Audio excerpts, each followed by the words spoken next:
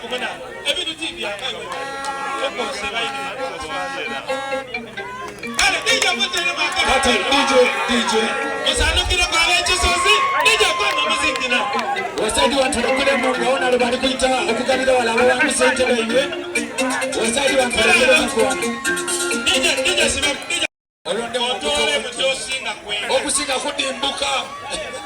Jesus joko nako kutakosinga kwekomba jabala otole mentate otigeme ko omukuwo yes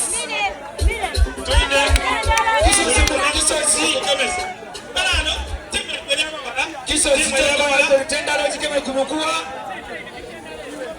tendala mukamyaje mulugo kapitani niko chimuito wale mate muje mukonde kuntoje mulisinga kwekomba mundalete okutokudimbuka imongo mulugo kanso coach aliwa no mwana coach no coach wife tena kubebasa mwebale kusamba buloni mwebale kuwangula ndio tauni kanso timu ya wachala ni wangwire ababashaje kwa muziki kwa mtoto mkoni yako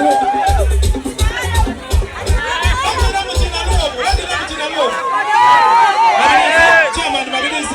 ni sababu wale Puli timu jankusindikira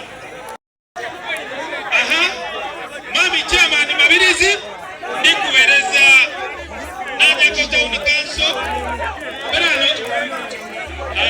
nawanyako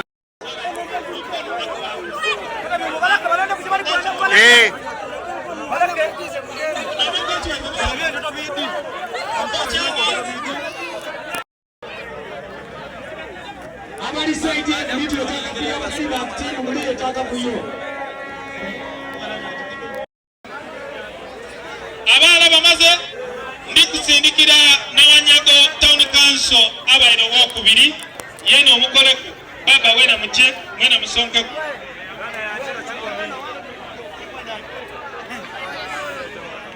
bana twende kwebaza babifari olw'ebiseera twikubita mu byangu babifari twende kubasiima olw'omulimu omulungi gwe mutubisizaamu nikubula muterere Nanyako Town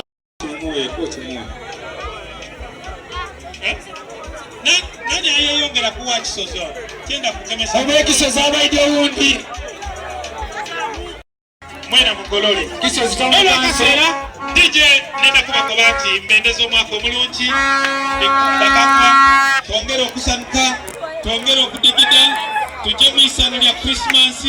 tuliwo kululala tujja kuba nimwe ate twekuleeta abembi bangi ngeri yokuoneka nti abakinye ayiwe bifu abakinye ente dikaliwo bajakuwa uko pelamba chimche so anakasema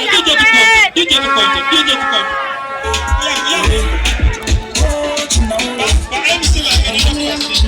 ba MC nenda kubasima